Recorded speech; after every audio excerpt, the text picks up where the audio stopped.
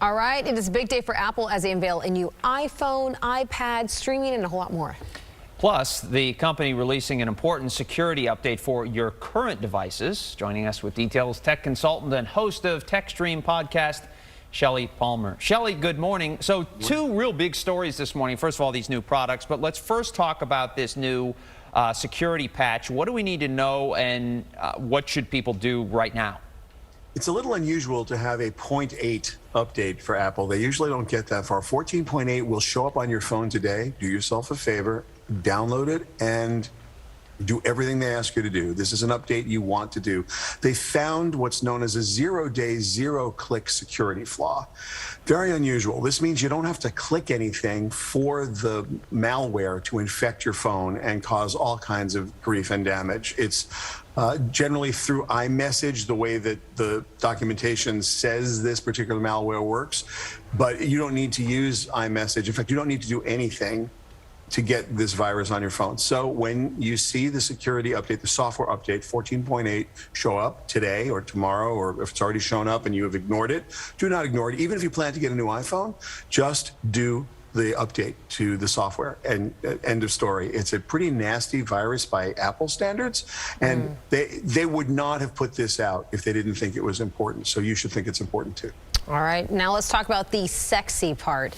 The new phones, new iPads, what's going on, and what do we need to buy? Do we need to upgrade? I mean, they do this every single year. By the way, they do this every year. Yeah. If you're on the new phone every year program, you get the new phone sort of like for just a small upgrade. The new iPhones are magnificent. Of course they are. But if you have an iPhone 12, do you really need an iPhone 13? The short answer is only if you want one. They did do something really interesting. They now offer a terabyte of storage in the iPhone 13 Pro Max, which is the biggest of the iPhones that they make, but they also still offer the 512. So you actually save a little money if you don't need all the storage. If you use iCloud, if you take a lot of photos and you don't necessarily need to store them on your phone, this might actually make your iPhone bill a little cheaper, which is interesting. The new Apple Watch, fantastic. It's a millimeter bigger.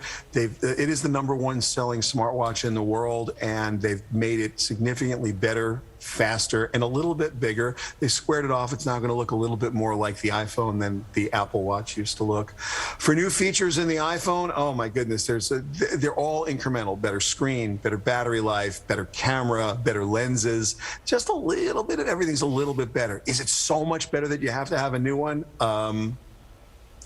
No. Well, you had to make sure no one was listening, right? If you've got a 12, you probably don't need a 13. But if you're an Apple person and you have to have the latest stuff, they did not disappoint. For all the geeks in the world, they literally did not disappoint. And just in time for the holidays, all this is out, right? They do it. Timing is uncanny. So smart with that, right? They can make you buy something you don't need with money you don't have, and you'll be happy to do it. That's Apple. And that comes out Friday, right? Or you can pre-order it Friday. You can pre-order on Friday, and a week later you'll get the 24th. They'll start shipping the phones, and they run anywhere from $7.99 up to, you know, as much money as you can spend. Shelly, good info as always. We appreciate it. The host of the podcast TechStream, Shelly Palmer. Thanks so much. Thanks, Shelly.